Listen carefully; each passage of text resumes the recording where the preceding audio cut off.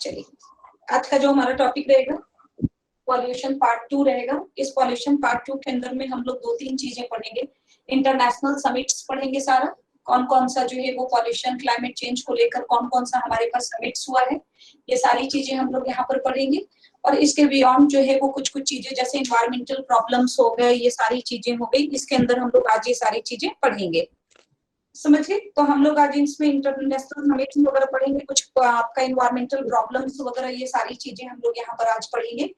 और कुछ पॉल्यूशन की कुछ चीजें पढ़ेंगे, यानी आज इस टॉपिक को खत्म कर लेंगे इंपॉर्टेंट चीज पढ़ के इसके अंदर।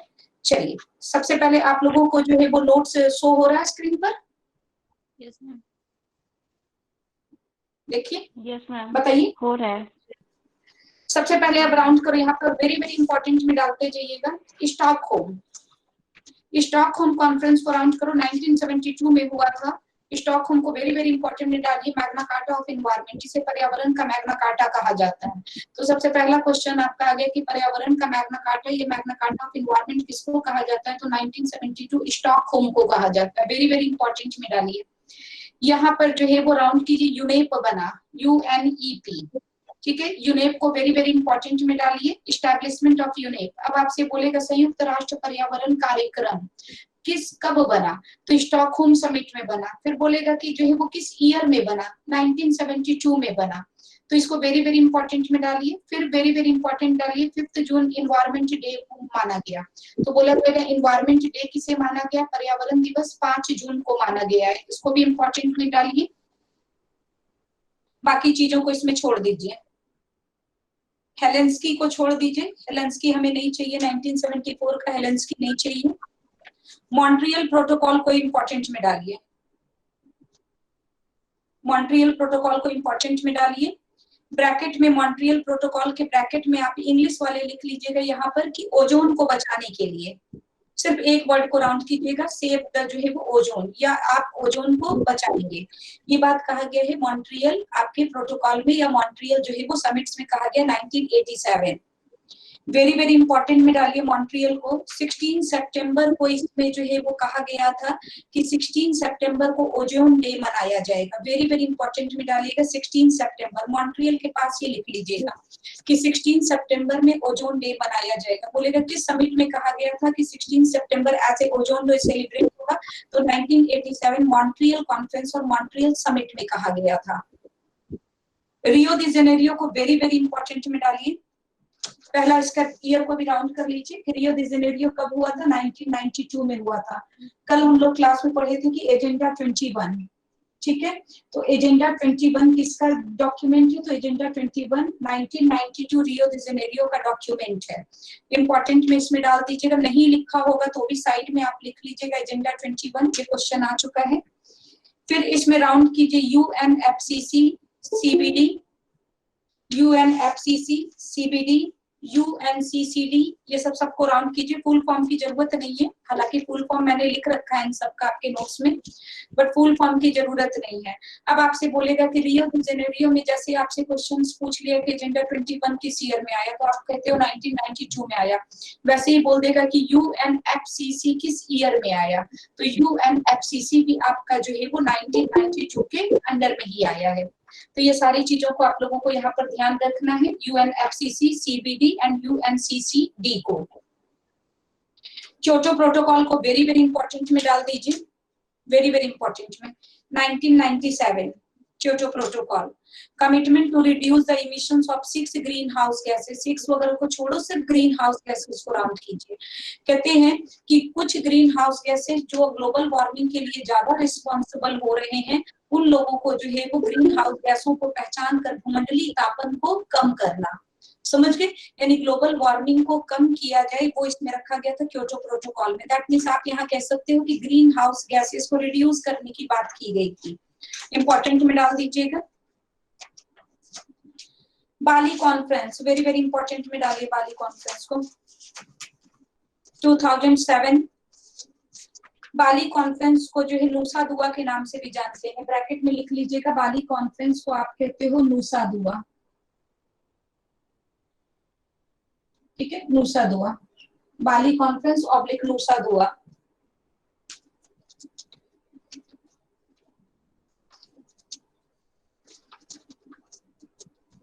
ठीक है, बाली में राउंड कीजिएगा। ग्रीन हाउस गैस कहीं पर लिख लीजिएगा। आपका यूरोपियन जितने भी कंट्रीज थे वो लोग प्रपोजल दिए थे कि green house gas emissions, green house English में नहीं लिखा हुआ है ब्रैकेट में, आप चाहें तो लिख लें ग्रीन हाउस गैसेस। ठीक है, तो बाली रोड मैप में कहा गया था कि ग्रीन हाउस गैसेस जो है वो उनको कम किया जाए, उनको रिड्यूस किया जाए। कितना रिड्यूस किया जाए? 2000 लेवल से आप उठाएंगे उसे और 2050 तक के लेवल पर इसको हाफ करेंगे, आधा करेंगे। समझ गए? वेरी वेरी इंपॉर्टेंट है। बोलेगा कि इस कॉन्फ्रेंस में ये बात कहा गया था कि ग्रीन हाउस गैसेस को जो है वो आधा कर देना है। कब के इमिशन से? 2000 तक का जो हम देखेंगे उससे लेकर 2050 तक हमें उसका ग्रीन हाउस इमिशन गैसेस आधा कर देना है। 2050 को वेरी वेरी इंपॉर्टेंट में डालिए। यानी अब आपसे क्वेश्चंस पूछेगा कि किस ईयर तक हमने ग्रीन हाउस गैसों की इमिशंस को आधा करने की बात की है, हाफ करने की बात की है, तो आपका टारगेट आएगा 2050 तक।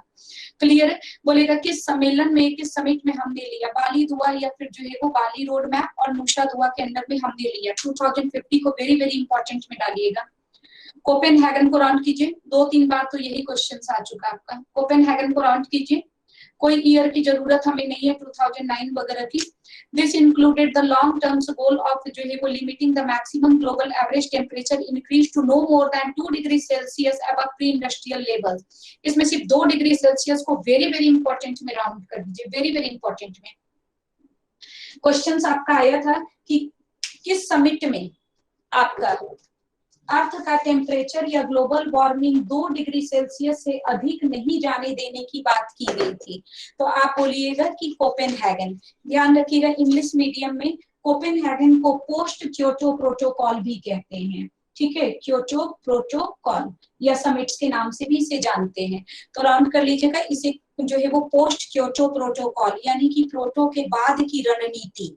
तो एक तो क्वेश्चन आपका यहीं पर बनकर तैयार हो गया कि प्रोटो के बाद की रणनीति हमारे पास कौन सी है। तो प्रोटो के बाद की रणनीति हमारे पास जो है वो आपका कोपेनहेगन है। फिर आपसे बोलेगा कि किस समिट में कहा गया अर्थ टेम्परेचर 2 डिग्री सेल्सियस से ऊपर का नहीं जाना चाहिए। तो कोपेनहेगन में कहा गया। ऑप्शन में कोपेनहेगन ना हो तो आप दे दीजिएगा क्योटो प्रोटोकॉल, वो भी पोस्ट क्योटो प्रोटोकॉल। अब आपका क्वेश्चन आया था और पूछा था कि अर्थ का टेम्परेचर कितना डिग्री सेल्सियस से ज्यादा नहीं जाना है। देखिए पहला ऑप्शन था 2, ठीक है। दूसरा ऑप्शन आपका था 3 to 4। पूरा ही लिख देती हूँ मैं से क्वेश्चन का। और ये 2-3 बार क्वेश्चन आए थे। पहला ऑप्शन आपका था, इसका मतलब होता है अप्रॉक्स 1.5 से 2 डिग्री सेल्सियस। ठीक है। दूसरा आपका ऑप्शन था 2 डिग्री सेल्सियस से 3 डिग्री सेल्सियस।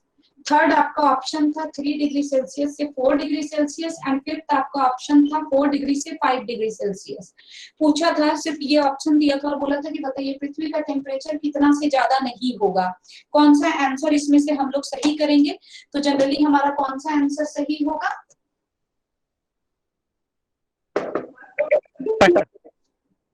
हमारा फर्स्ट आंसर सही होगा 1.5 से 2 डिग्री सेल्सियस, क्योंकि नॉट मोर देन कह रहा है ना, तो कभी भी 2 से 3 के बीच में नहीं जाएगा ये, क्योंकि 2 से 3 के बीच में जाने का मतलब तो कि अबव हो गया। हमें चाहिए सिर्फ जो है वो 1.5 से 2 डिग्री सेल्सियस के लगभग हमें इसे रखना है। फिर एक बार और क्वेश्चन पूछा इसमें तो डायरेक्ट 2 डिग्री सेल्सियस दिया, ठीक है, और 3 डिग्री सेल्सियस ऐसे करके दिया। तो ठीक है, अर्थ का टेम्परेचर 2 डिग्री सेल्सियस से ऊपर नहीं होगा। क्लियर है? फिर राउंड कीजिए आप इसमें। कानकुन को तो छोड़ दीजिए आप, कानकुन हमें नहीं पढ़ना है।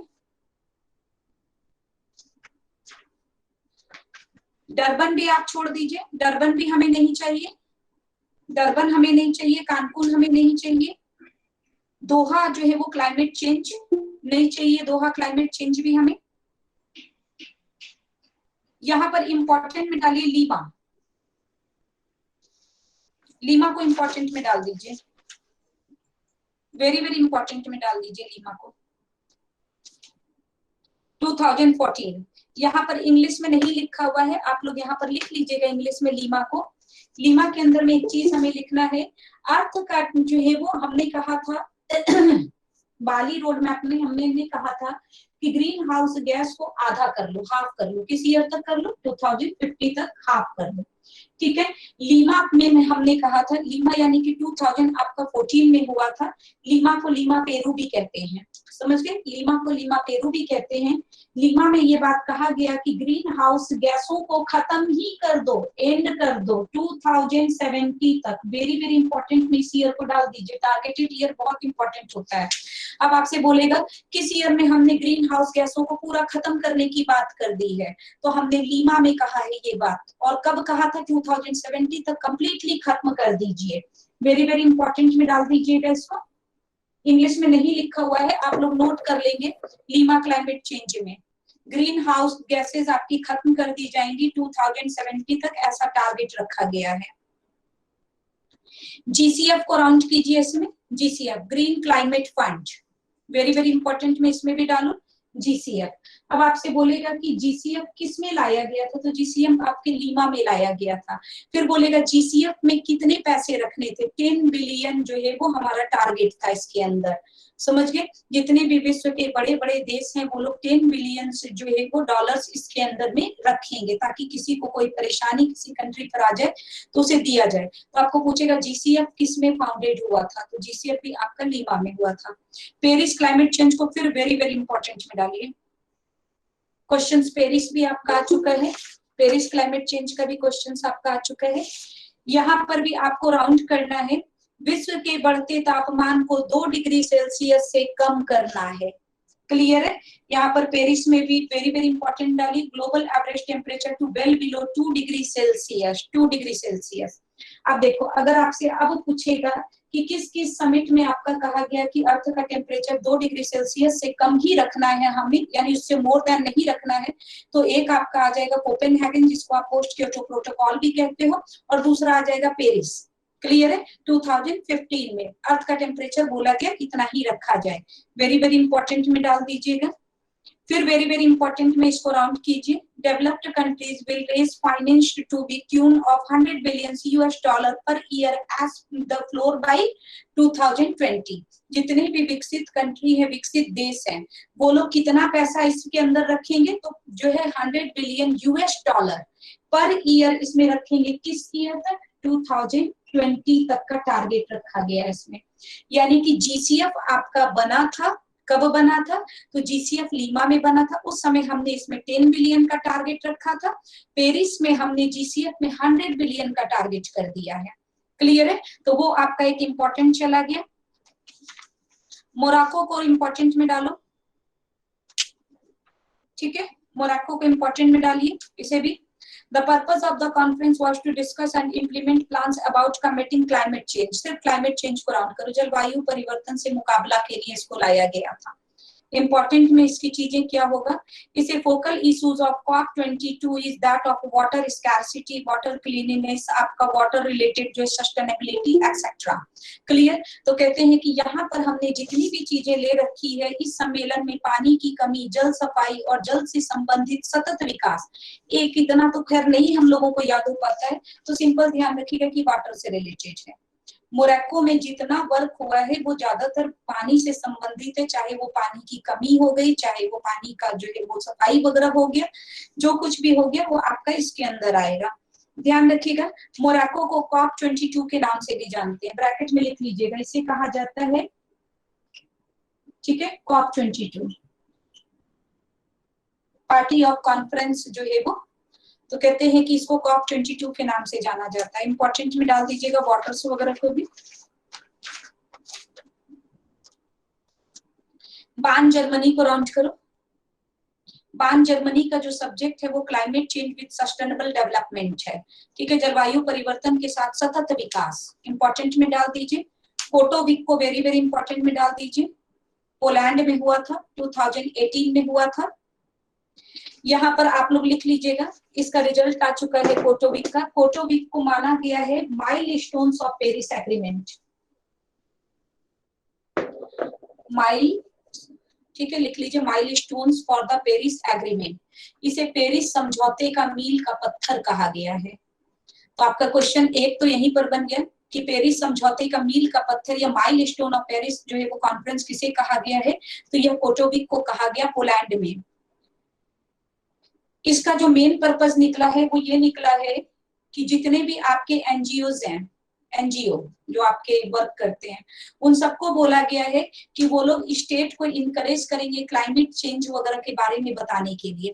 तो यहाँ पहली बार एनजीओ को शामिल किया गया है कि जितने भी एनजीओज वगैरह हो गए, आपका नेशनल्स वगैरह जो है वो ऑर्गेनाइजेशंस हो गए, ये सारे के सारे जो है वो आपके वर्क करेंगे स्टेट्स को अवेयर करने के लिए क्लाइमेट चेंज वगैरह से रिलेटेड। यहाँ पर इंपॉर्टेंट में डाल दीजिएगा। गवर्नमेंट का 8 मिशन, क्वेश्चन आ चुका है, वेरी वेरी इंपॉर्टेंट में डालो। क्वेश्चन आपका आया है कि आपका एनवायरमेंट से रिलेटेड सरकार की 8 योजना आई है। 8 योजना कौन कौन सी, select answer with the code आया है, और रिपीटेड क्वेश्चंस होते हैं इसलिए हमने ध्यान रखना है। तो अब आपका यहाँ पर आ जाएगा 8 मिशंस। 8 मिशंस में सबसे पहले मैं बोल रही हूँ उसे राउंड कीजिए, फिर इसको फॉर्मूले से चलेंगे।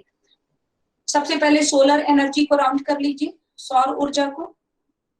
एनर्जी एफिशिएंसी को राउंड कर लीजिए, उन्नत ऊर्जा दक्षता, ठीक है। सेविंग हिमालय ग्लेशियर, ग्लेशियर को, हिमालय को राउंड कर लीजिएगा इसमें, इकोसिस्टम्स वगैरह को। वाटर रिसोर्स मैनेजमेंट, पानी वगैरह को राउंड कर लीजिए, जल को। प्रोटेक्टिंग माउंटेन इकोसिस्टम, माउंटेन्स को राउंड कीजिएगा।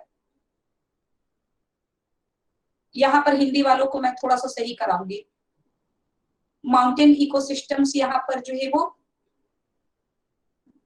कट करेंगे, यहाँ पर मैं लिखाऊंगी। इंग्लिश वाले माउंटेन इकोसिस्टम्स को कट कर दो, यहाँ पर इंग्लिश वाले कट करो।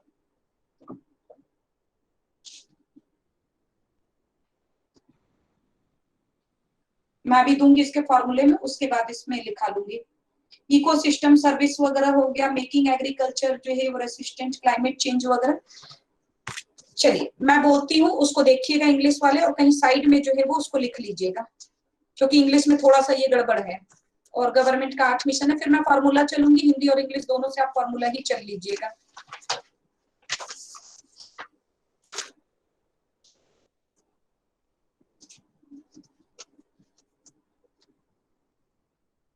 क्लाइमेट चेंज के अंदर ही एक्चुअली शेष चला गया था, इसीलिए।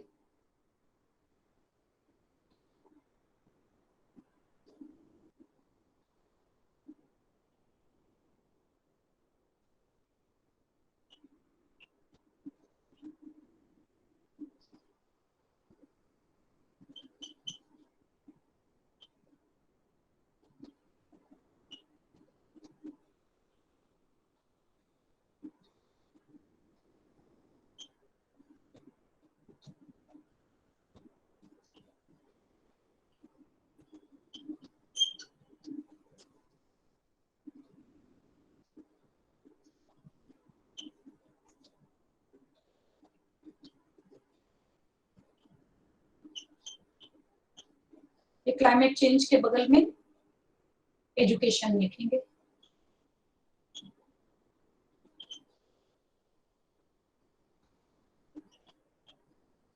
पहले ये फॉर्मूला लिख लीजिए, फिर मैं इसी में 8 मिशन बोलूंगी, मैच कर लीजिएगा। अगर वो मिशन इसमें हुआ तो ठीक है, अदरवाइज लिख लीजिएगा। शेष हिमालय को वाटर और एग्रीकल्चर देंगे,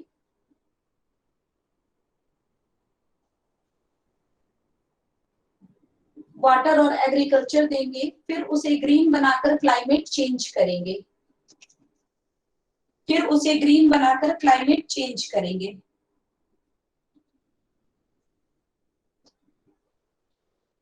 फॉर्मूला हो गया तो इसका फुल फॉर्म चलते हैं फटाफट। यहीं पर 8 मिशन आप अपना लिख भी लीजिए और देख भी लीजिए, उतने बड़े को छोड़ दीजिए। एक एस पे लिखिए सोलर, सौर ऊर्जा, हिंदी इंग्लिश दोनों मैच करते जाएंगे। एक एस से लिखिए सोलर, सौर ऊर्जा, ठीक है। एक से लिखिए एनर्जी एफिशिएंसी, यहाँ पर ई से लिखिए एनर्जी एफिशिएंसी, ऊर्जा दक्षता, एनर्जी एफिशिएंसी, ऊर्जा दक्षता। फिर यहाँ पर आप लिखिए सस्टेनेबल हैबिटेट या सस्टेनेबल डेवलपमेंट भी कर सकते हैं, सस्टेनेबल हैबिटेट, HABITAT। फिर हिमालय से हिमालय इकोसिस्टम्स हो गए, वाटर से वाटर ही हो गया, क्लियर, सस्टेनेबल वाटर, जो भी चीजें आ गया वाटर वर्ड जरूर होगा, वाटर। फिर एग्रीकल्चर आ जाएगा यहाँ पर, फिर ग्रीन इंडिया आ जाएगा, ग्रीन इंडिया, हरित भारत हेतु राष्ट्रीय मिशन, ग्रीन इंडिया।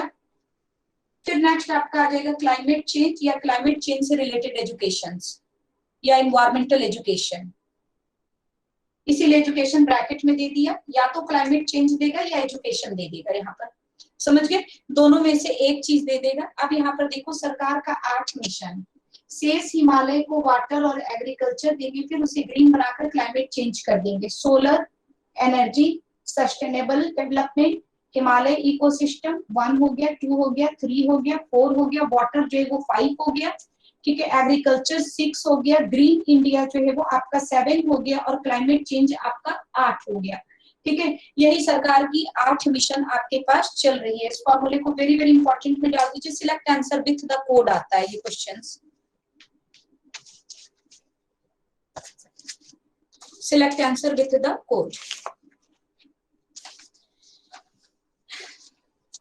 अब यहाँ पर देखो, चूंकि ये क्वेश्चन तो आपका आ चुका है, तो अब ये क्वेश्चन आने की संभावना बनती है कि इन 8 में से कौन कौन सा इंप्लीमेंट हमारे पास हो चुका है, जो लॉन्च कर दिया, जो हमने लागू कर दिया। Out of these the national solar mission, the national water mission, यानी सोलर वाटर, ठीक है, एनर्जी एफिशिएंसी आपकी, और सस्टेनेबल एग्रीकल्चर, सस्टेनेबल हैबिटेट, ये सभी लॉन्च हो गया, क्लियर है। तो 8 में से राष्ट्रीय सौर मिशन, राष्ट्रीय जल मिशन, ऊर्जा दक्षता, सतत कृषि और सतत आवास लागू हो गया।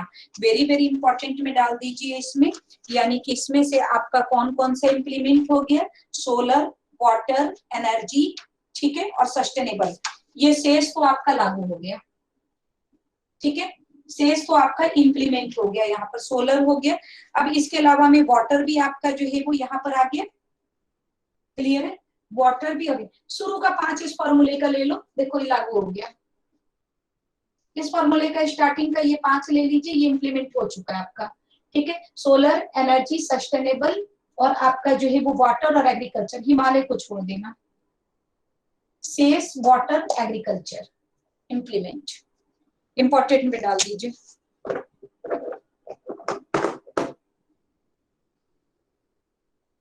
हटा रही हूं मैं ये formula.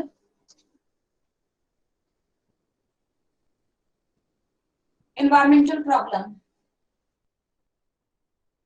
Environmental problems next note होगा हमारा, बहुत बार उससे भी क्वेश्चंस आ चुके हैं, करीब 4-5 टाइम उससे क्वेश्चंस आ चुके हैं।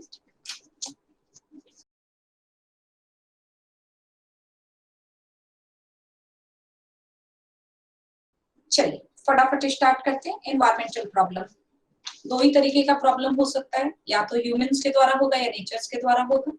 एनवायरमेंट का प्रॉब्लम, या तो नेचर ने हमें एनवायरमेंटल प्रॉब्लम में डाल दिया, या ह्यूमन ने कुछ ऐसा काम किया अपने पॉल्यूशन, चाहे वो एयर पॉल्यूशन हो गया, नॉइज पॉल्यूशन, डिजर्टिफिकेशन, मरुस्थलीकरण, कुछ भी। तो ये क्वेश्चंस तो आता नहीं है कि मानव का कौन कौन सा क्रिया जो है वो एनवायरमेंटल प्रॉब्लम के लिए जिम्मेदार है, नहीं। यहाँ पर आपका क्वेश्चन आता है नेचुरल एनवायरमेंट हजार्ड, प्राकृतिक पर्यावरण संकट, वेरी वेरी इंपॉर्टेंट में डालो फ्लड, वेरी वेरी इंपॉर्टेंट में, ठीक है। अकेले ये क्वेश्चन आप 10 इयर्स में जाके देखिएगा, 4 टाइम्स ये क्वेश्चन आपका रिपीटेड है, फ्लड 3 बार ये अकेले क्वेश्चन आया है, 1 बार ये ड्रॉट के साथ आया है, ठीक है। तो यहाँ पर आपका पहला क्वेश्चन मैं बता दूं कि पिछले कुछ डिकेड्स में हम देख रहे हैं, कुछ दशकों में देख रहे हैं कि 2 चीज हमारे पास नेचुरल हजार्ड बहुत ज्यादा हो रहा है, ठीक है, प्राकृतिक विपदा, 2 चीज हमारे पास बहुत ज्यादा आ रही है।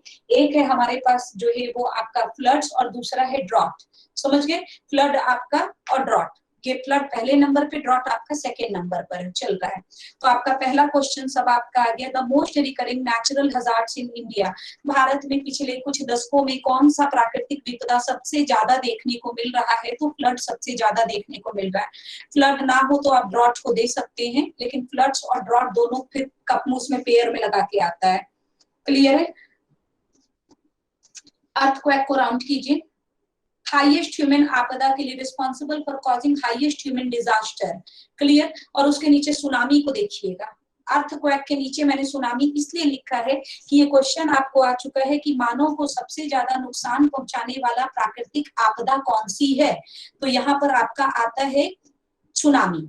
ठीक है, सुनामी नीचे भी लिखा, आप चाहो तो इस लाइन को सुनामी को नीचे भी शिफ्ट कर सकते हो, लेकिन सुनामी इसलिए मैंने अर्थक्वेक के आगे लिख दिया है कि जब भूकंप जो है वो पानी के अंदर आता है, प्लेट्स वगैरह सारे हिलते हैं, तो उस कंडीशंस पर सुनामी आता है, जिसे हम लोग कहते हैं, यानी सुनामी टाइप ऑफ अर्थक्वेक है, लेकिन किसके अंदर आएगा, समुद्र के अंदर आएगा, या फिर जो है वो किसी डीप सी वगैरह के अंदर में आएगा, ओशियन के अंदर में आएगा। तो कहते हैं जब अर्थक्वेक जो है पानी के अंदर आ जाए तो उस चीज को आप सुनामी के रूप में कन्वर्ट कर सकते हो। क्लियर है? तो यहाँ पर आपका जो क्वेश्चन पूछेगा, बोलेगा ह्यूमन को सबसे ज्यादा नुकसान कौन पहुंचा रहा है, तो आप दोगे सुनामी। अगर अर्थक्वेक अलग ऑप्शन में है, सुनामी अलग ऑप्शन में, देन सुनामी। बाकी चीजें आप लोग जानते हो कि साइक्लोन नुकसान करता ही है, साइक्लोन्स अभी भी हमारे पास आए हैं। ठीक है, स्नोफॉल, फ्रॉस्ट, हेल, रेन्स वगैरह ये सारी चीजें आपकी है, लेकिन इसमें इंपॉर्टेंट में सिर्फ आपका फ्लड, ड्रॉट और सुनामी का ही क्वेश्चंस बनता है यहाँ पर। अब आप यहाँ पे राउंड कीजिए, इन्वायरमेंटल जो है वो इम्पैक्ट असेसमेंट, पर्यावरण का जो है प्रभाव मूल्यांकन। आप किसी चीज का मूल्यांकन करेंगे, उसका असेसमेंट करेंगे, आप मेरा असेसमेंट करेंगे, मेरा मूल्यांकन करेंगे, तो मेरे मूल्यांकन से पहले, मेरे असेसमेंट से पहले आपको मेरी किसी चीजों पर ध्यान देना पड़ेगा। तो कहते हैं जब आप इन्वायरमेंट का जो है वो असेसमेंट लेते हो, उसका मूल्यांकन लेते हो, तो आपको कुछ चीजों को ध्यान रखना होगा। वेरी वेरी इंपॉर्टेंट में रखिए जो है वो बायोफिजिकल सोशियल। पहले राउंड कीजिए बायोफिजिकल। ठीक है, पर्यावरण की भौतिक विशेषताएं, physical characteristic of environment, socio economics, physical characteristics of environment को राउंड कीजिए। दूसरा, पर्यावरण की सामाजिक आर्थिक विशेषताएं। तीसरा आप इसमें राउंड कीजिएगा, सोशियो इकोनॉमिक हो गया आपका, सोशियो इकोनॉमिक को राउंड कर लो, फिजिकल कैरेक्टरिस्टिक्स ऑफ एनवायरमेंट को राउंड कर लो, और बायोफिजिकल्स को आप राउंड कर लीजिए। Mitigating the biophysical, predicting, evaluating and mitigating the biophysical. तीन चीजों को हिंदी में आप लोग भी राउंड कर लीजिएगा, पर्यावरण की भौतिक विशेषताएं, पर्यावरण की जैव भौतिक विशेषताएं और पर्यावरण की सामाजिक आर्थिक विशेषताएं।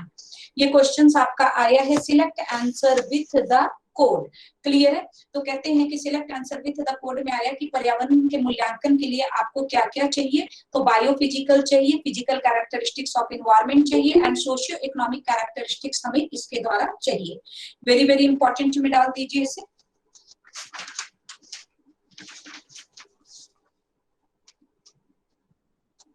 ध्यान रखिएगा, एक रिसेंटली हमारे पास आ रखा है, वहां पे पर्यावरण मूल्यांकन और असेसमेंट के पास लिख लीजिएगा आप, वहीं पर कहीं पर साइड में आप अपने पेन को यूज करेंगे। इन्वायरमेंटल असेसमेंट 1978 से स्टार्ट हुआ, पर्यावरणीय मूल्यांकन 1978 से स्टार्ट हुआ था, 19 जो है वो 78 से।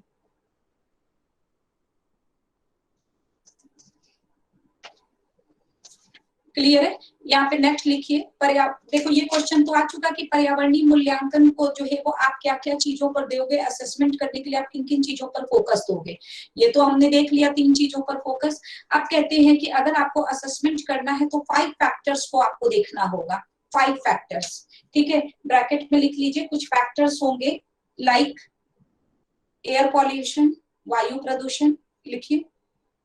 पर्यावरणीय मूल्यांकन में 5 प्रमुख कारकों पर ध्यान दिया जाता है, 5 मेन फैक्टर्स पर हम फोकस करते हैं एनवायरमेंटल असेसमेंट के लिए। कौन कौन से पॉल्यूशन पर फोकस करते हैं? पहला है एयर पॉल्यूशन, वायु प्रदूषण। साइड में लिखते जी, चूंकि ये क्वेश्चन आ चुका है बायोफिजिकल, सोशियो इकोनॉमिक, तो नेक्स्ट क्वेश्चन का मोड यही जाएगा, कहीं पर साइड में लिख लीजिए। जल प्रदूषण, वाटर पॉल्यूशन। तीसरा सॉइल पॉल्यूशन, मृदा पॉल्यूशन या मृदा प्रदूषण। नेक्स्ट दीजिएगा भूमि निम्नीकरण, निम्नीकरण, लैंड डिग्रेडेशंस, लैंड डिग्रेडेशंस या फिर भूमि निम्नीकरण, निम्नी। ठीक है, और 5th में लिखिएगा फॉरेस्ट, फॉरेस्ट डिग्रेडेशन या वनी ह्रास, फॉरेस्ट डिग्रेडेशन या वनी, थोड़ा हिंदी का ही ये है, वनी ह्रास। शायद ऐसे ही लिखते हैं, बनीहार, ठीक है। यहाँ पर भूमि निम्नीकरण, तो कहते हैं इसको वेरी वेरी इंपॉर्टेंट में डाल के रखिएगा कि पर्यावरण के इन्वायरमेंट के असेसमेंट के लिए हम किन किन मुद्दों पर ध्यान देंगे या किन किन कारकों पर हम असेसमेंट ले सकते हैं। तो वायु प्रदूषण पर लेंगे, जल प्रदूषण पर लेंगे, मृदा प्रदूषण पर लेंगे, भूमि निम्नीकरण पर लेंगे और वनी घास पर लेंगे। क्लियर है? इंपॉर्टेंट में डाल दीजिए इस लाइन्स को।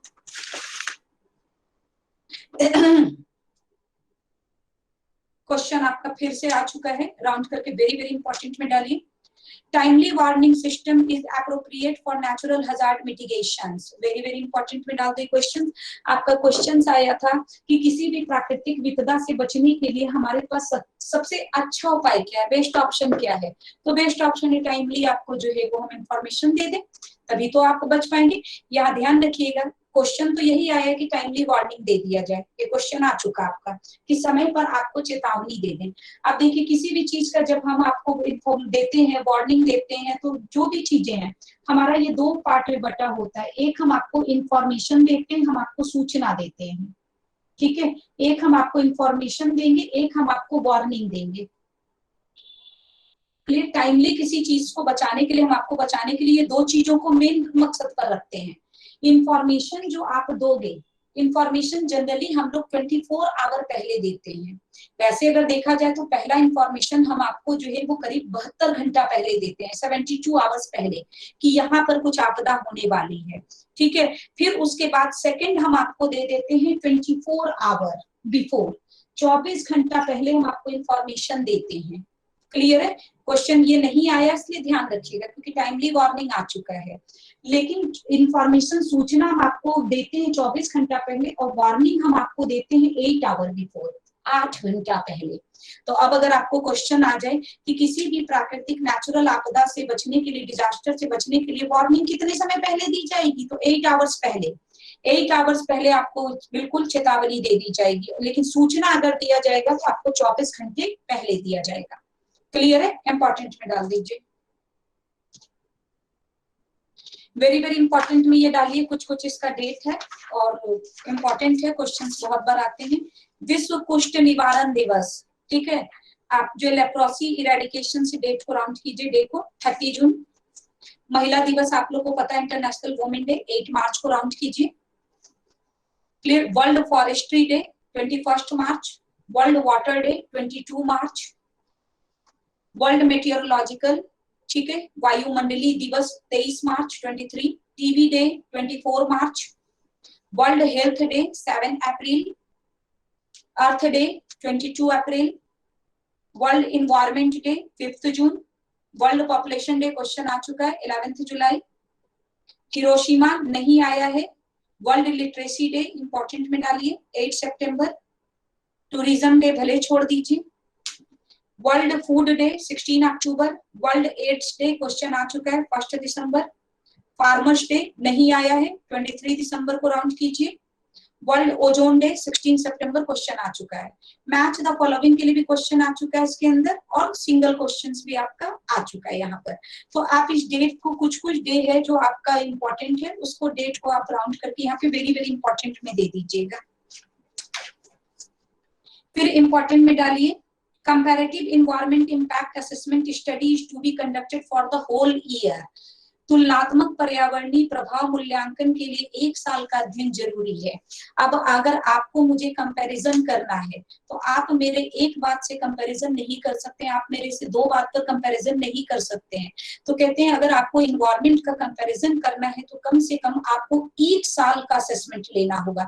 ये क्वेश्चन आपका आया हुआ है, उसमें लिखा हुआ था कि इन्वायरमेंट का अगर कंपैरिजन करना है या उसको जो कंपैरेटिव उसकी तुलना करना है तो उस कंडीशन में कितने ईयर्स का हमें चाहिए अध्ययन, study. 1 year, 2 year, 3 year, 4 year. तो होल ईयर का मतलब हो गया 1 साल, पूरा कंप्लीट 1 साल का हमें इसमें चाहिए ही चाहिए। इंपॉर्टेंट में डाल दीजिए इसको भी। पर्यावरणीय संरक्षण संस्थान को राउंड कीजिए, एनवायरमेंटल प्रोटेक्शन ऑर्गेनाइजेशन। यहाँ मैच द फॉलोइंग के लिए क्वेश्चन राउंड कीजिए, मैच द फॉलोइंग के लिए। यूनेप आपका नैरोबी केनिया का है, समझ गए। यूनेप जो है नैरोबी केनिया, यूनेस्को पेरिस का है, कोई फुल फॉर्म की जरूरत नहीं है हमें। यूनेस्को पेरिस का, IUCN स्विट्जरलैंड का है, UNDP आपका समझ ही जाओ, UNDP यूनाइटेड नेशंस। फिर राउंड कीजिए, कोई रीजनल की जरूरत नहीं है यहाँ पर आपको, सिर्फ मैच द फॉलोइंग के लिए इस क्वेश्चन को ध्यान रखिएगा। EPA को राउंड करो, US के अंडर में, NCC, UK, PECD को वेरी वेरी इंपॉर्टेंट में डाल दो, इंडिया का है, समझ गए। PECD वेरी वेरी इंपॉर्टेंट में है, PECD आपका इंडिया का चल रहा है।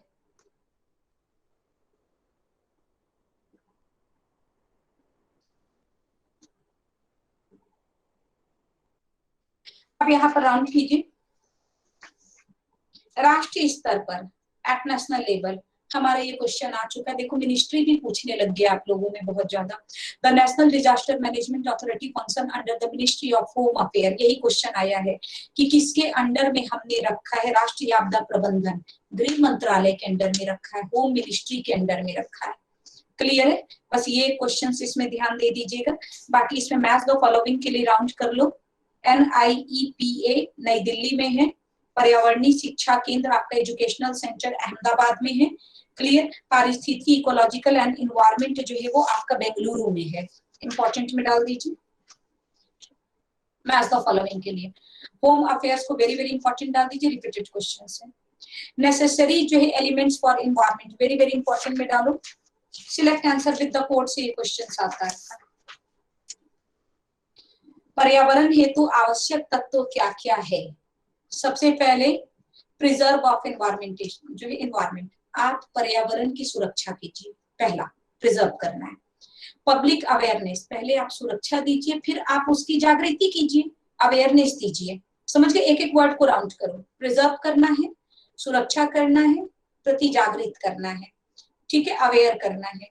Need and justification of environment education, education को राउंड कर लो, शिक्षा देंगे हम, ठीक है। पॉलिसी बनाएंगे, सरकार इसकी पॉलिसी वगैरह बनाएगी, कुछ नीति वगैरह बनाए। इनकरेज ऑफ द जो है वो टू पब्लिक इंटरेस्ट लिटिगेशन, जनहित याचिकाओं को प्रोत्साहन दीजिए। अगर कोई देता है अपना पब्लिक को जो है वो कोई बात कहता है कुछ कहता है तो उसको आप इनकरेज कीजिए। स्पेशल कोर्ट बनाइए। क्लियर, रिसाइकलिंग ऑफ वेस्ट, अवशिष्टों का पुनः चक्रण कीजिए, उसको रिसाइकिल कीजिए। कंट्रोल एंड ग्रोइंग पॉपुलेशन, जितनी भी आपकी जो है वो पॉपुलेशन है वो सब आपकी कंट्रोल की जाए। अब यहाँ पर देखो, अब आपसे पूछेगा select answer with the code, इनमें से कौन कौन पर्यावरण के लिए आवश्यक तत्व है। बहुत ही सिंपल आप ले लेंगे, प्रिजर्व करो, लोगों को अवेयर करो, लोगों को एजुकेशन दो, सरकार की पॉलिसी देखो क्या चल रहा है, जितना पब्लिक लिटिगेशन आ रहा है, जनहित आ रहा है उनको ध्यान दीजिए, ठीक है। स्पेशल कोर्ट्स वगैरह बना दीजिए, जितना भी आपका वेस्ट है उनको रिसाइकिल कर दीजिए और पॉपुलेशन पर कंट्रोल कर दीजिए। क्लियर, यही इसका है। 3 टाइप ऑफ एसिड रेन, कल के क्लास में मैं आप लोग को 3 टाइप ऑफ एसिड रेन पढ़ाई हूँ, ठीक है। नाइट्रिक जो है वो आपका एक नाइट्रोजन से बनेगा, एक नाइट्रिक एसिड होगा, एक आपका कार्बनिक एसिड होगा, एक आपका सल्फ्यूरिक एसिड होगा। Damage due to acid rain, ये क्वेश्चन नहीं आया, इसको वेरी वेरी इंपॉर्टेंट डालो। अम्लीय वर्षा से क्या क्या हानि होगा, ठीक है, इससे क्या क्या नुकसान होगा। रिमूव्स हो जाएगा trees, minerals, nutrients from the soil, वृक्ष और मिट्टी का क्षय होना। क्लियर, नदियां और झील में अम्लीयता बढ़ेंगी, जितना भी आपका एसिड इंक्रीज होगा, रिवर्स में, लेक्स में, इमारतें सारी खत्म हो जाएंगी, वो सब टूटने फूटने लग जाएंगी। तो आपसे बोलेगा कितने टाइप ऑफ एसिड रेन है, तो 3 टाइप ऑफ एसिड रेन है। एसिड रेन का क्या क्या नुकसान है, भवन भी हमारी खराब हो जाती है, पानी वगैरह भी हमारा जो है वो खराब हो जाता है, मिट्टी विट्टी सब कुछ खराब हो जाती है।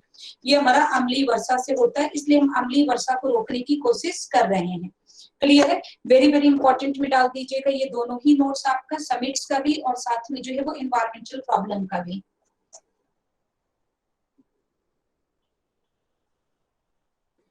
तीसरा आएगा आपके पास पॉल्यूशन का 3rd नोट शो किया जाए, 4th नोट, चौथा नोट जो है वो पॉल्यूशन का।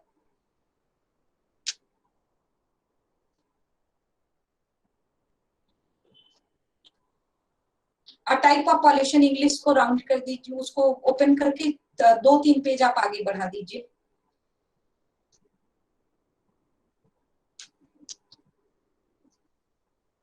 बस ये आ गया हमारा। देखो पॉल्यूशन हमने पढ़ा है कल भी, क्लियर। एम्फाइजीमा किससे होता है, क्या होता है, थोड़ा सा अब 2 मिनट के लिए अगर आप बोलेंगे तो इसको फटाफट रिवीजन ले लें जरा। अच्छा देखिए क्या याद है डिजीज को, कल पढ़ा है आप लोगों ने क्लास को।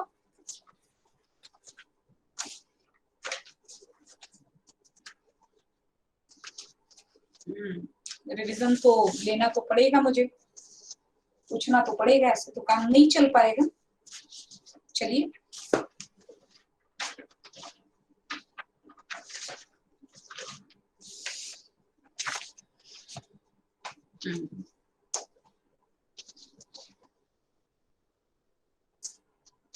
चलो अच्छा पहले पॉल्यूशन पढ़ा लेते हैं। वैसे पूछने की इच्छा तो मेरी हो रही है, क्या कहते हैं पूछ ही दूं क्या थोड़ा 5 मिनट? पूछ लीजिए मैम। थोड़ा सा स्टेमिना तो बनना चाहिए ना। जी मैम पूछ ली। चलिए भाई नींद भी आप कहते हैं तो पूछ ही देते हैं। चलिए एटमॉस्फेयर में वो कौन सी गैस है जिससे ब्लड कैंसर होता है? SO2 बेंजीन बेंजीन बेंजीन आई इरिटेशन के लिए सबसे ज्यादा आंखों में जलन के लिए कौन सी गैस उत्तरदायी है? Pen fan. ठीक है, फैन अगर ऑप्शन में नहीं हुआ तो कौन कौन SO2 और CO और फटाफट बोलो। Ozone carbon monoxide carbon monoxide नहीं है, गलत किया मैम। ओजोन तो हो सकती है, सतही नाइट्रोजन भी है। CHO nitrogen. सतही ओजोन तो हो सकती है। हाँ आया ना आपको। फैन हो गया, सल्फर डाइऑक्साइड हो गया, नाइट्रोजन हो गया, ओजोन हो गया, SCHO हो गया, ये सारा आंखों के इरिटेशन के लिए रिस्पॉन्सिबल है। इसमें ENT स्पेशलिस्ट कौन है? आंख नाक गला तीनों के इरिटेशन के लिए। SCHO को हमने इसके अंदर में रखा है। एम्फाइजीमा किससे होता है हमारे पास? Emphysema emphysema sulphur dioxide. ठीक है, कौन सी गैस होती है जो हमारी दम घोट देती है? Suffocating. Carbon monoxide. Carbon monoxide clear है। कौन सी गैस ये बताती है कि एटमॉस्फेयर में कितने फॉसिल फ्यूल जल चुके हैं? Carbon dioxide. कार्बन डाइऑक्साइड हमें इस चीज को बताती है। वाटर का नेचुरल पॉल्यूटेंट कौन सा है? प्राकृतिक जो है वो प्रदूषक कौन कौन सा है? क्लियर, आर्सेनिक और फ्लोराइड। पानी के पॉल्यूशन को मापने के लिए आप किस किस चीज को मेजरमेंट लेते हो?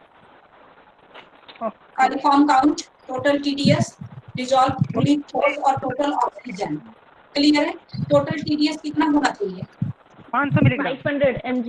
500 मिलीग्राम। WHO ने कितना बोला है कि जो है वो आपका इतना 1.5 पर लीटर। ज्यादा हुआ तो क्या होगा? फ्लोराइड वहाँ से खराब हो जाएगा, हमारे फेफड़े वगैरह हड्डियां वगैरह खराब हो जाएंगी हमारी।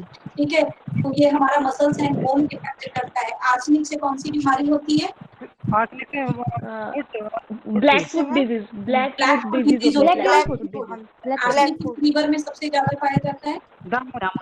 दामोदर को एक नाम से बुलाया जाता है, किस नाम से? बंगाल का शो। बंगाल की शो के नाम से जो है वो दामोदर को हम लोग जो है वो बुलाते हैं। क्लियर है। यहाँ पर क्रोमियम का कौन सा एलिमेंट हमारे लिए जहर की तरह काम कर देगा? क्रोमियम पीने से क्या होगा? क्रोमियम का पानी पीने से क्या होगा? लीवर कमजोर होगा। हमारी इफेक्ट कर जाएगी, हमारा उससे नुकसान होने लग जाएगा। क्लियर है। कौन सा एक है जिससे हमें एस्पीजिया हो जाता है, बेहोश होने लगते हैं, अपनी चेतना खो देते हैं? मीथेन कौन से मंडल में पाया जाता है? संताप मंडल में। एटमॉस्फेयर में जो मीथेन पाया जाता है। भोपाल गैस ट्रेजेडी कब हुई? 1984 में हुआ था। आपका जो मिनीमाटा समिट कहाँ हुआ था? जापान में। जापान में पानी के अंदर घुल गई थी। पारा मरकुरी या पारा पानी के अंदर घुल गया था, जिसके कारण जो है वो बीमारी हीमोग्लोबिन किससे होता है? कौन सी जो है वो से? नाइट्रेट। क्या होता है? नाइट्रेट से। Haemoglobin, baby syndrome, blue baby. Nitrate. ठीक है, ये आपका नाइट्रेट से ही जो है वो आपका होता है। बेंजीन किस चीज में हम लोग मिलाते हैं? पेट्रोल में। हम लोग 1991 के मैड्रिड ट्रीटी का सब्जेक्ट क्या था? 1991 का सेव द अंटार्कटिका। क्लियर है। पानी का जो है वो डेंसिटी कितने डिग्री सेल्सियस पर सबसे ज्यादा? 4 सेंटीग्रेड। 4 डिग्री पे। ठीक है। अंदर का टेम्परेचर कितना मेंटेन रहता है? 4 4 डिग्री। कितने किलोमीटर तक पानी की 4 डेंसिटी किलोमीटर तक 4 किलोमीटर 4 किलोमीटर तक। 4 किलोमीटर तक जो है वो हमारी पाई जाती है। ध्यान रखना भी फिर कुछ होंगे प्रदूषण, चलो पॉल्यूशन, और जब मुझे थोड़ा वो लगने लगता है तो पूछना पड़ता है। सिर्फ इसमें इम्पोर्टेंट टिक करा रही हूँ क्योंकि पॉल्यूशन हम पढ़ चुके हैं। इसके अंदर आज ही कॉजेज ऑफ पॉल्यूशन, पॉल्यूशन का कॉजेज क्या क्या? Uncontrol growth in human population, मानव जनसंख्या का अनियंत्रित विकास, ठीक है। तेजी से औद्योगिकीकरण, रैपिड इंडस्ट्रियलाइजेशन, अर्बनाइजेशन यानी शहरीकरण, ठीक है। आपका अनकंट्रोल एक्सप्लॉयटेशन ऑफ नेचर, प्रकृति का अनियंत्रित शोषण किया जाना, जंगल की आग यानी forest fires, radio activity, volcanic eruption, ज्वालामुखी का उद्गार वगैरह, ये सब का सब जो है प्रदूषण का कारण बन सकता है। क्लियर है? तो ऐसा कोई कारण तो पूछेगा नहीं हमसे, सिर्फ ये ध्यान रखना है। इसमें वेरी इंपॉर्टेंट में आप एक चीज को ध्यान रखिए, air pollution is aggravated because of 4 development. आपसे पूछेगा वायु प्रदूषण 4 घटनाओं की वजह से होती है, यानी मेन रिस्पॉन्सिबल है 4। ऐसे तो बहुत सारी हैं, लेकिन आजकल रिसेंटली अगर देखा जाए तो रिसेंटली 4 कंसेप्ट उठ कर आ रहा है। पहला राउंड कीजिए, इंक्रीजिंग ट्रैफिक यानी ट्रांसपोर्टेशन, परिवहन का बढ़ना, ठीक है। दूसरा शहरीकरण, अर्बनाइजेशंस, ग्रोविंग सिटीज को आप अर्बनाइजेशन भी कह सकते हो। रैपिड इकोनॉमिक डेवलपमेंट, तेजी से बढ़ता हुआ आपका आर्थिक विकास, और इंडस्ट्रियलाइजेशन, औद्योगिकीकरण। तो बोलेगा एयर पॉल्यूशन का मेन जो है वो आजकल कारण क्या आ रहा है, तो मेन कारण ये 4 आ रहा है। कार्बन मोनोऑक्साइड पढ़ा हुआ है यहाँ पर हम तेजी से चलेंगे क्योंकि पढ़ा हुआ है। कार्बन मोनोऑक्साइड ये आपका ऑर्डरलेस गैस होता है। आपसे बोलेगा एटमॉस्फेयर में वो कौन सी गैस है जो बिल्कुल वो आपका होता है, गंध वंध नहीं होता है उसका, क्लियर है, गंधहीन, रंगहीन, ना उसका कलर होता है ना उसका गंध होता है, तो वह आपका कार्बन मोनोऑक्साइड है। हम जानते हैं कि कार्बन मोनोऑक्साइड किस लिए आता है, कैसे होता है, कंबशंस ऑफ फोसिल फ्यूल्स, जीवाश्म ईंधनों के अधजले होने की वजह से हमारे पास जो है कार्बन मोनोऑक्साइड आता है। तो यहाँ पर आएगा कंबशंस ऑफ आपका जो है वो फोसिल फ्यूल्स। ये आपको स्लीपरी बनाता है, ये आपको स्लीपी बनाएगा, बेहोश करेगा, स्पीच ये आपको दे देगा, ठीक है, थोड़ा थोड़ा सा। कहते हैं तो वो कौन सी गैस है जिससे हम थोड़ा बेहोश होने लगते हैं, हमारा हेयर जो है वो हेडेक वगैरह शुरू हो जाता है, हम कंफ्यूज्ड होने लगते हैं, घबराए हुए हो जाते हैं, तो ये सब कार्बन मोनोऑक्साइड से होगा। अक्सर आपने देखा है कि जब आप ट्रैफिक जाम वगैरह से वापस आते हैं तो आप कैसे थोड़ा सा कंफ्यूज टाइप से, थोड़ा अजीब अजीब टाइप के हम हो रखे होते हैं, हमें नींद आने लगती है, हमें इच्छा होती है कि हम थोड़ी देर सो जाएं। जब हम सो जाते हैं तो हम ठीक होते हैं, लेकिन जब तक हम बैठे होते हैं हम कंफ्यूज होते हैं। तो ये कंफ्यूज भी आपकी कौन सी गैस करती है, कार्बन मोनोऑक्साइड करती है। इंपॉर्टेंट में डाल दीजिएगा इसको भी, लेड को डाल दीजिए, क्वेश्चन ये भी आ चुका आपका। बाकी सफोकेटिंग गैस मैंने आपको पढ़ा दिया है पॉल्यूशन में कि कार्बन मोनोऑक्साइड सफोकेटिंग है। लेड को राउंड करो, it is present in petrol, diesel, batteries, paint, hair dye products. अब आपसे बोलेगा शीशा का मुख्य क्या क्या है, तो शीशा का मुख्य जो है वो प्रेजेंट आपका बैटरीज है, पेंट है, हेयर डाइज वगैरह में, इन सब में आपके शीशा या लेड मिलते हैं। It can cause nerve system से जो है वो डैमेज, राउंड करो, एंड डाइजेस्टिव प्रॉब्लम्स। कहते हैं कि इसके कारण, देखो ये क्वेश्चंस आया था लेकिन ये क्वेश्चंस को क्यों गलत किया गया सो बता दो। It can cause nervous system damage and digestive problem and in the some causes जो है वो कॉज कैंसर। यह नर्व सिस्टम यानी तंत्रिका तंत्र को हानि पहुंचाता है और पाचन क्रिया में भी दिक्कत लाता है, कुछ स्थिति में कैंसर भी हो सकता है। अब देखो ये जब क्वेश्चन यूजीसी दिया ना तो उसमें बोला कि इनमें से किसके कारण कैंसर होता है। 2 ऑप्शन मुझे ध्यान है, एक था पेस्टिसाइड्स और दूसरा था लेड यानी शीशा, 2 समथिंग कुछ और ऑप्शन था। स्टूडेंट जनरली इसी 2 क्वेश्चन में कंफ्यूज कर गए, लेड और पेस्टिसाइड। अब यहाँ समस्या ये आ गई कि लेड की वजह से भी कुछ स्थिति में कैंसर तो है, समटाइम ये कैंसर के लिए रिस्पॉन्सिबल है, पेस्टिसाइड्स भी कैंसर के लिए तो रिस्पॉन्सिबल है। पेस्टिसाइड से ट्यूमर्स वगैरह हो जाते हैं जिसकी वजह से जो है वो कैंसर में कन्वर्ट हो जाती है चीजें। तो अब यहाँ पर यूजीसी ने तो लेड को सही कर दिया था कि ये मतलब शीशे की वजह से होता है, लेकिन मेरे हिसाब से वो शीशे को सही कर दिया, लेकिन पेस्टिसाइड्स क्यों नहीं सही किया, वो भी तो सही हो सकता था। समझ गए? तो ऐसे कंडीशंस पर हम आंसर की यूजीसी का देखेंगे तो उसने लेड को बोला है, लेकिन फिर जो है वो बाद में उसने जब सेकेंड टाइम ये क्वेश्चन पूछा तो पेस्टिसाइड्स दिया। क्लियर है? तो पेस्टिसाइड्स ऑप्शन में होगा तब तो वो है कैंसर के लिए जिम्मेदार, तो पेस्टिसाइड्स है। ओजोन 3 को राउंड कीजिए, जिसको आप ओजोन कहते हो, मतलब O3 को राउंड कर लीजिए ओजोन को। यह वातावरण के ऊपरी सतह में स्वतःतः ही उत्पन्न होता है। हम जानते हैं कि ओजोन लेयर पाया जाता है, हम लोगों ने पहले भी पढ़ लिया है कि ओजोन होल की खोज जो है वो पहली बार अंटार्कटिका में किया गया था। किसने किया था? गार्डिनर, ब्रेन, ठीक है, जे फोरमैन, गार्डिनर और सांकलिन, इन तीनों ने जो है वो खोज किया था ओजोन होल का। अब यहाँ पर आप लोग कहते हैं कि ओजोन कहाँ पाया जाता है, तो ये नेचुरली एटमॉस्फेयर के अपर लेयर में पाया जाता है। दैट मीन्स कि ये आपका स्ट्रेटोस्फीयर में होता है, समताप मंडल में होता है। तो कहते हैं ये कौन से मंडल में होता है, स्ट्रेटोस्फीयर या समताप मंडल में होता है। However at the ground level it is pollutant with highly toxic effect. ये क्वेश्चन आ चुका है, वेरी वेरी इंपॉर्टेंट में डालो। भूतल पर एक यह प्रदूषक है जिसका काफी जहरीला प्रभाव होता है ओजोन जब भूतल पर हो, थोड़ा डाउन हो या नियर बाई सरफेस हो, तो वो कैसा वर्क करेगा, तो वो जहर की तरह वर्क करता है। इंपॉर्टेंट में डाल दीजिए इसको, जहर की तरह वर्क करेगा।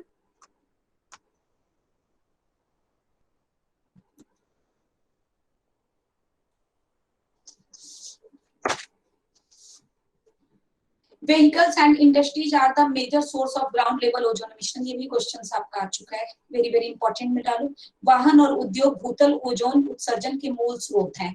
तो कहते हैं कि ये जो आपका आ रहा है ग्राउंड लेवल का ओजोन इमिशन का कारण क्या है।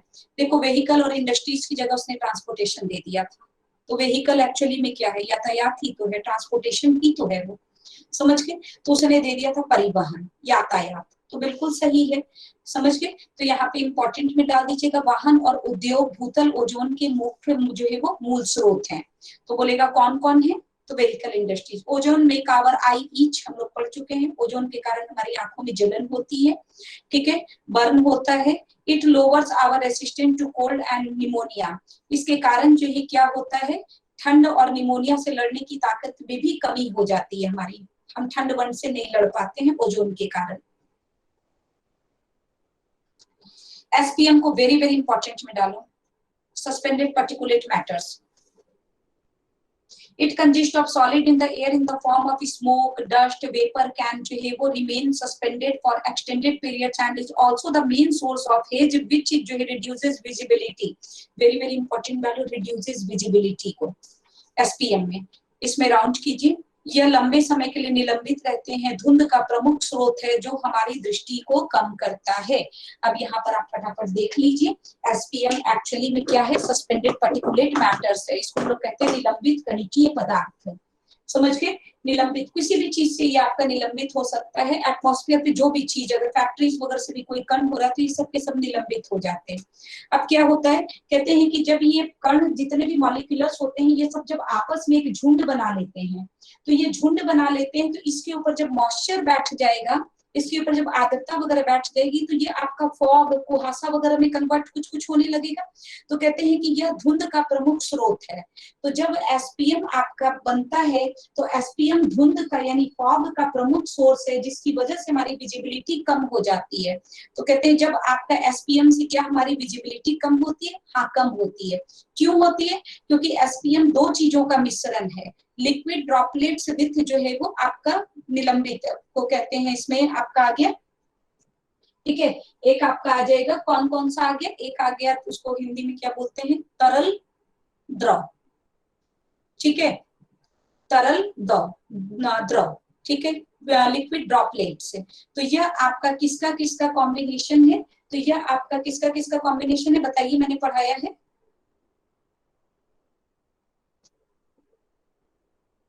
एटमॉस्फेयर को राउंड करके मुझे बताइए कि एसपीएम किसका किसका जो है वो आपका है। एसपीएम का ही नाम डस्ट पार्टिकल्स है, इसी को आप हाइग्रोस्कोपिक न्यूक्लियाई कहते हो। संघनन केंद्र, इसी को आप कंडेंसेशन भी कहते हो, इसी को आप आर्द्रता गाहे केंद्र भी कहते हो।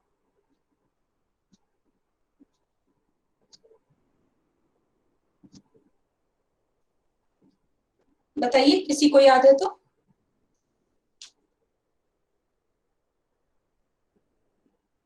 क्या मैम, एसपीएम किसका किसका मिश्रण है, जल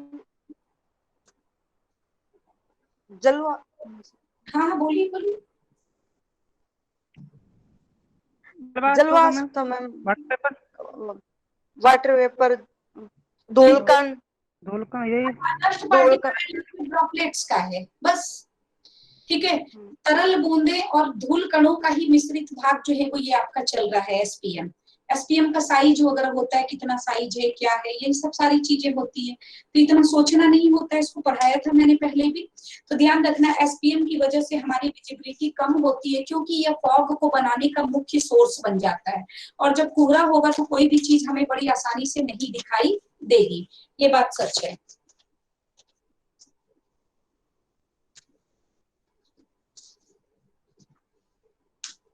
राउंड करो स्मॉग, सल्फर डाइऑक्साइड को पहले राउंड कीजिए।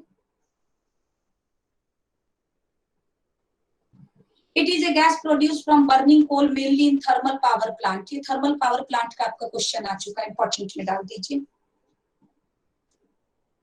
पूछा था कि सल्फर डाइऑक्साइड का मेन सोर्स क्या है, थर्मल, ताप संयंत्र, थर्मल को राउंड कर दीजिए।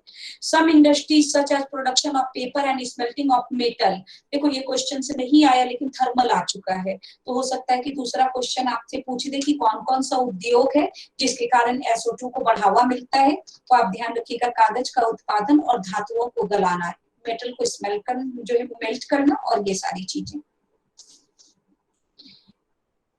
It is major contributor to smog and acid rain, very very important में डालो। ये तो हम लोग जानते हैं कि एसिड रेन, कल ही मैंने पढ़ाया, सल्फ्यूरिक एसिड इसकी वजह से बनता है। दूसरा, स्मॉग के लिए भी जिम्मेदार है, स्टेटमेंट का क्वेश्चन है, यह धुंध और अम्ल वर्षा कराने में जिम्मेदार है। धुंध को राउंड कर लो।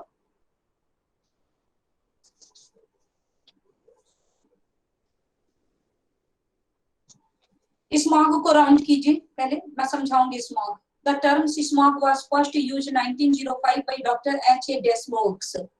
राउंड करके इंपॉर्टेंट में दे दो। पहली बार इसको यूज किसने किया था, तो इसको जो है वोएक्स ने यूज किया था 1905 में। स्मॉग किन किन दो शब्दों का कॉम्बिनेशन है, क्वेश्चन आ चुका है आपका कि स्मॉग किससे किससे मिलकर बना, फॉग एंड स्मोक से मिलकर बना। फॉग एंड स्मोक को राउंड करके इंपॉर्टेंट में दे दीजिए फटाफट, ठीक है। Fog and smoke, the formation of smog, smog कैसे बनता है। पहले मैं टिक कराती हूँ, इसके अंदर टिक कर लीजिए, फिर मैं समझाती हूँ स्मॉग को। राउंड कर लीजिए पहला। One of the primary component of photochemical smog is ozone. सबसे पहले राउंड कर लीजिए, इसमें प्रकाश रासायनिक स्मॉग एक प्राथमिक घटक है। Ground level ozone is formed when vehicle emissions जो है कंटेनिंग नाइट्रोजन ऑक्साइड, नाइट्रोजन को राउंड कीजिए।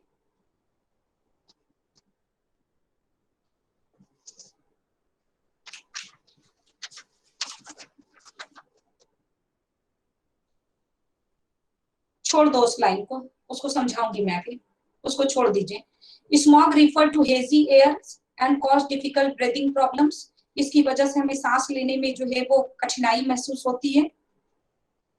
स्मॉग कॉम्बिनेशन है आपका gas with water vapour and dust को राउंड कर लीजिए। It occurrence are often linked to heavy traffic को राउंड कीजिए। हाई टेम्परेचर को राउंड कीजिए। काम विंड को राउंड कीजिए।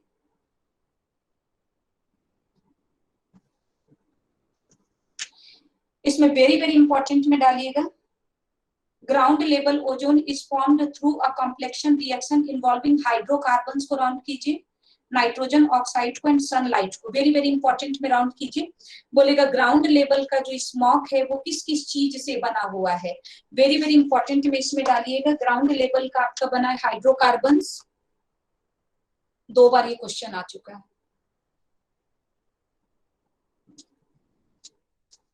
लिखा हुआ है hydrocarbons, nitrogen oxides and sunlight, तीनों को राउंड कर लो।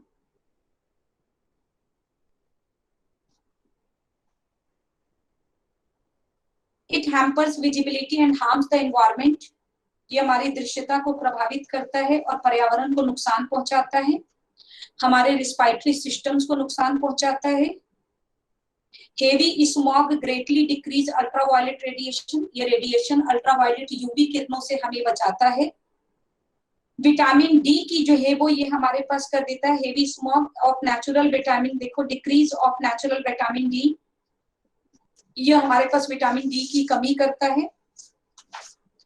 जिसकी वजह से हमारे पास जो है वो क्या होता है, तो रिकेट्स हो जाता है। अब यहाँ पर आप देखो, अब यहाँ पे मैं आपको स्मॉग समझा देती हूँ फटाफट, बहुत बार क्वेश्चन आया है।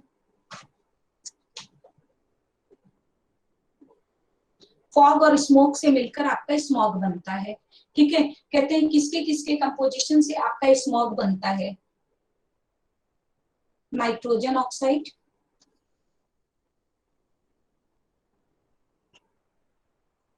Sulphur oxide,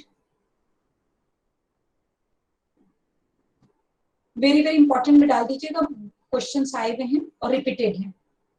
ozone, smoke and particulate matters, जिसको आप कहते हो पीएम, पर्टिकुलेट मैटर्स। स्मॉग का कारण nitrogen oxide, sulphur oxide, ozone है, स्मोक है यानी धुआं वगैरह, ठीक है, और पर्टिकुलेट मैटर्स, इसमें निलंबित पदार्थ वगैरह इसके मेन कॉजेज बनते हैं स्मॉग के। अब क्या होता है कि स्मॉग आपका दो तरीके से आप ले सकते हो स्मॉग को, एक गर्मी का स्मॉग होता है, एक सर्दी का स्मॉग होता है, एक ये मैं हटा रही हूँ, एक विंटर स्मॉग होता है, एक समर स्मॉग होता है, समझ गए।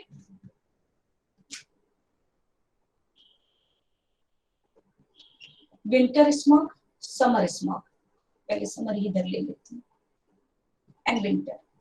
अब देखो स्मॉग क्या है, तो स्मॉग आपका नाइट्रोजन ऑक्साइड्स वगैरह से, इन सब से मिलकर बना है, डस्ट पार्टिकल्स वगैरह सबसे मिलमाल के बना है, समझ गए। स्मॉग तो हमारी दृश्यता को तो कम करेगा, क्योंकि स्मॉग जब आपका एक साथ झुंड बनाकर इकट्ठा हो जाएगा तो वो वही फॉग वगैरह में कोहरा कुहासा इन सब चीजों को आपको जो है वो कन्वर्ट होगा, लाइट एक तरीके से बता रही हूँ।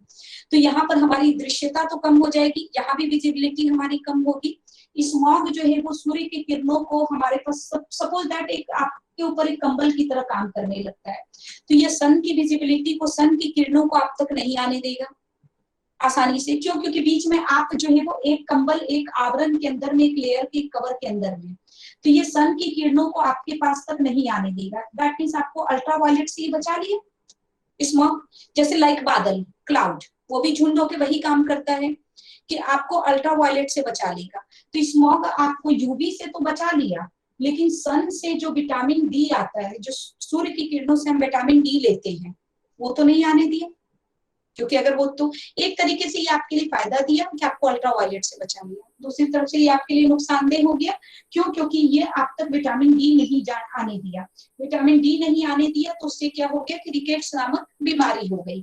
फिर स्मॉग होता है, कई बार आप लोग देखो कि बहुत ज्यादा धूल धुआं वगैरह का एक आवरण अगर आपके पास आ जाता है तो आपका दम घुटने लगता है, आपको रेस्पिरेटरी में प्रॉब्लम होने लगती है, आप कहते हो कि मतलब दम घुट रहा है हमारा।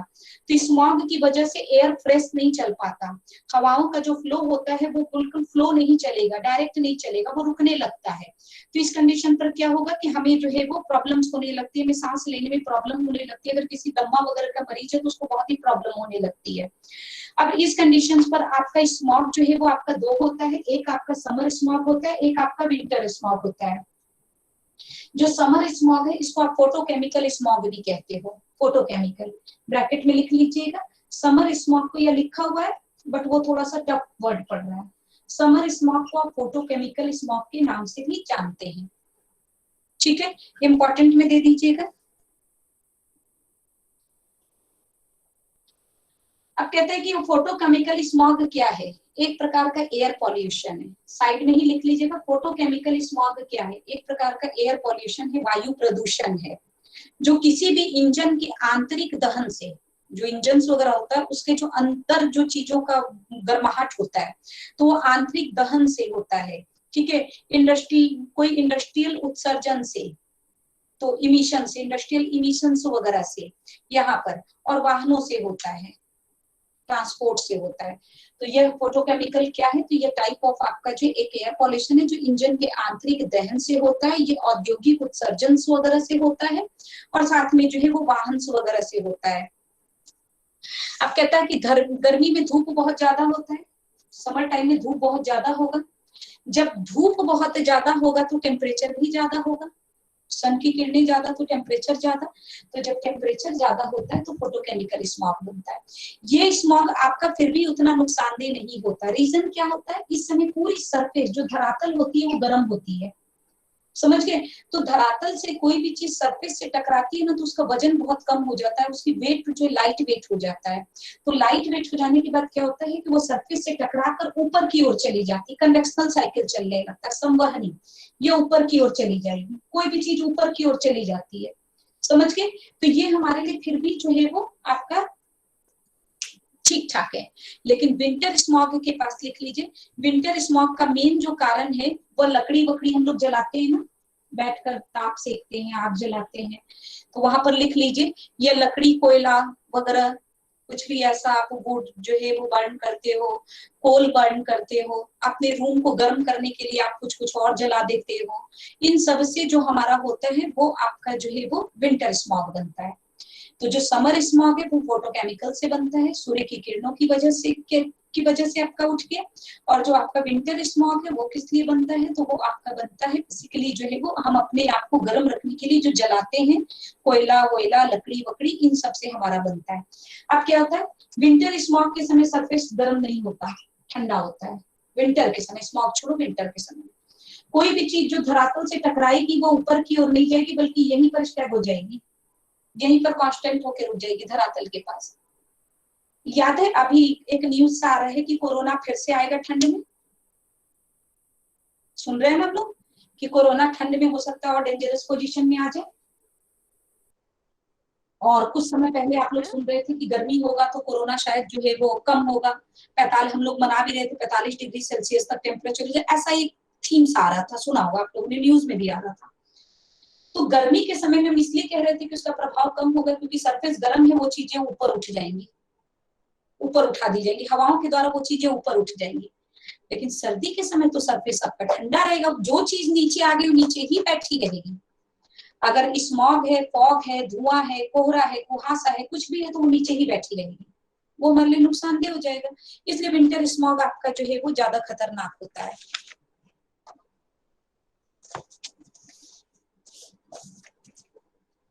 इंडोर एयर पॉल्यूशन को राउंड करो, घरों के अंदर क्वेश्चन 2-3 बार आ चुका है। अब कहते हैं इंडोर एयर पॉल्यूशन।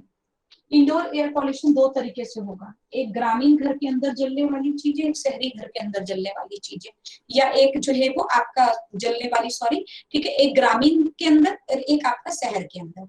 समझ गए क्या होता है हमारा इंडोर? जैसे घर के अंदर मैं हूं तो मैं क्या करूंगी, जो अब देखना, अब इसमें मैं डिओड्रेंट लगा दूंगी, वार्निश लगा दूंगी, वेंटिलेशन नहीं दूंगी अपने घरों का, ठीक है। सो बहुत सारी चीजें ऐसी हो गई है जो कि हम अपने शहरों में टाइट जो है वो हम अपना रूम बनाएंगे जिसमें किसी प्रकार का वेंटिलेशन वगैरह नहीं होगा, समझ गए।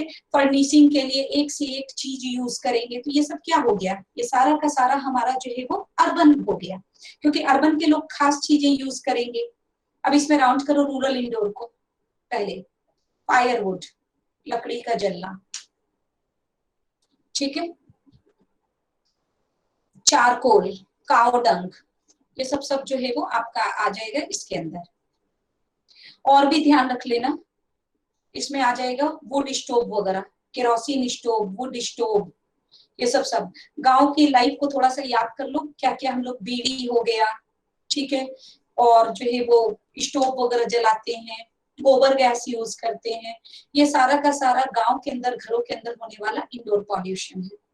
शहर के अंदर जो होगा वो होगा टाइटली बंद होगा आपका घर, वेंटिलेशन नहीं होगा, आप सिंथेटिक मटेरियल्स वगैरह यूज करोगे इसमें, समझ गए। आप पेस्टिसाइड्स खाना वगैरह सब जो है वो यहाँ पर होगा, परफ्यूम्स यूज करेंगे, फर्निश पॉलिश यूज करेंगे, एयर फ्रेशनर यूज करेंगे कि हमारे घरों में बहुत अच्छी खुशबू वगैरह आती रहे, ठीक है। वुड के लिए लकड़ियों को दीमक उमक ना लगे आप स्प्रे करते रहेंगे, तो ये सारा आपका अर्बन के हैं। तो ये सब चीजें वैसे भी अर्बन वाले ही करते हैं, रूरल वाले में ये चीजें नहीं होती, वहां पर आपका आएगा गोबर गैस और ये सारी चीजें।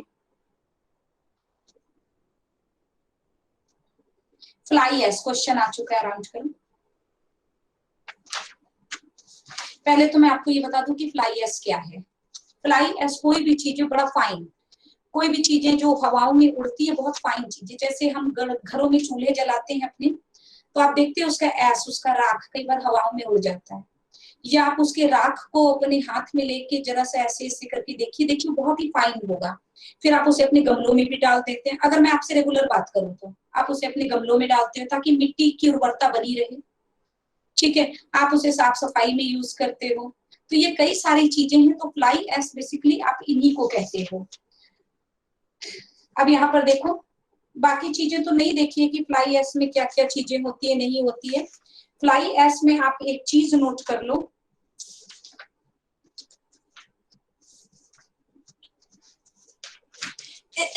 फ्लाई एश में आप डैम बनाने में यूज करते हो, बांध, कहीं लिख लो, फ्लाई एश आप बांध बनाने में यूज करते हो,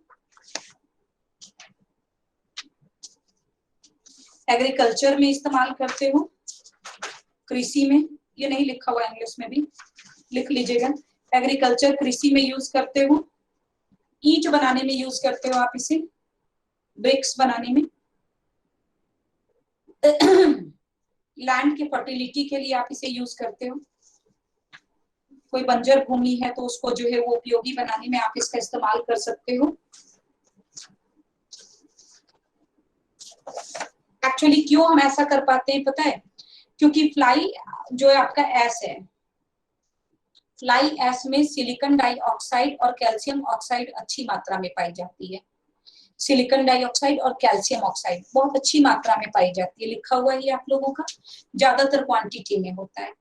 इसमें एल्यूमिनस और सिलिकॉन भी होता है, यानी एल्यूमिनियम भी होता है, सिलिकॉन भी होता है, कैल्शियम ऑक्साइड भी होता है फ्लाई एश में।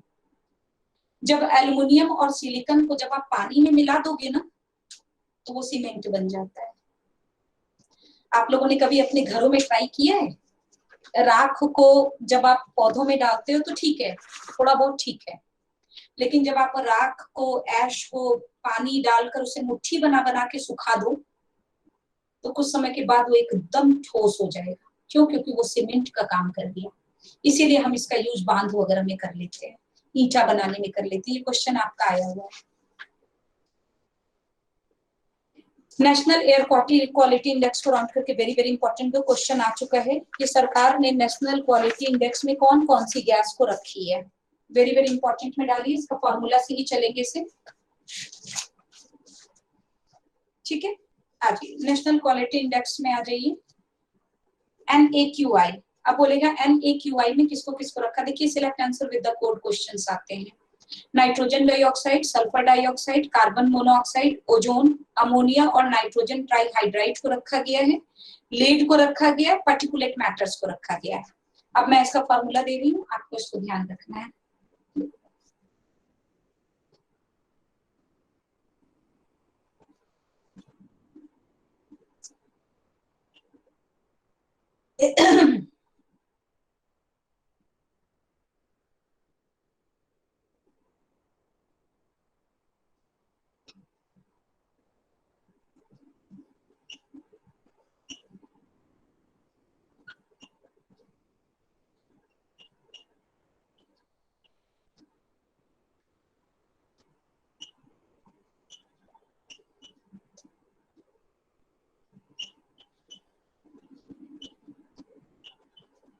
लीजिए मैंने आपका फॉर्मूला आपको दे दिया। आपको यहाँ पर बोलना है 100 को नो किया PM 2.5 और 10 में।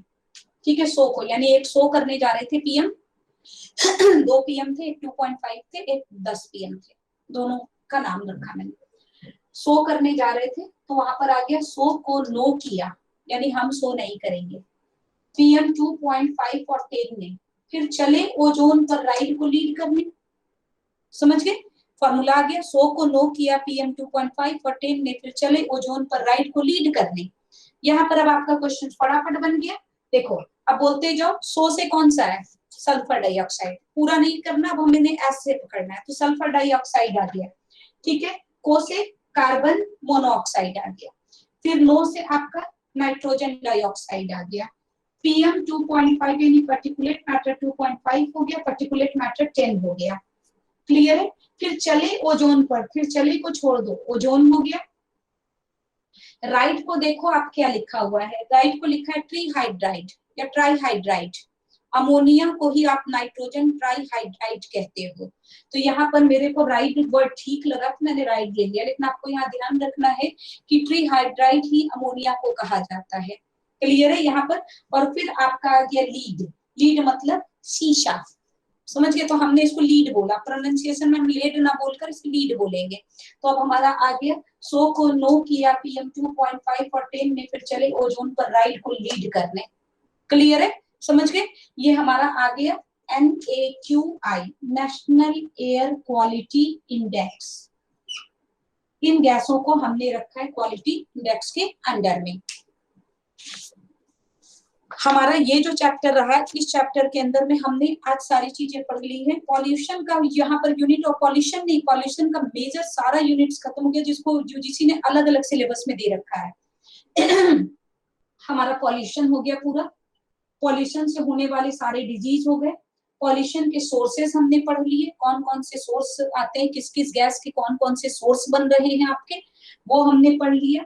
पॉल्यूशन से रिलेटेड ट्रीटीज हमने पढ़ ली, कन्वेक्शंस वगैरह सारा वर्ल्ड जो है वो आपका ट्रीटीज वगैरह समिट्स वगैरह पढ़ लिया हमने।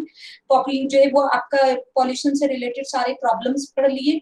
गवर्नमेंट ने कौन कौन सी पॉलिसीज चलाई है वो हमने देख लिया इसके अंदर में। और लास्ट में जो पॉल्यूशन का लास्ट यूनिट होता है वो आपका हो गया पॉल्यूशन में आपका जो है वो पूरा स्मॉग हो गया, फॉग हो गया, आपका जो है वो ओजोन्स वगैरह, ये सारी चीजें आ गई, रिकेट्स वगैरह हो गए, इंडोर्स हो गए, आपका rural indoors and urban indoors वगैरह।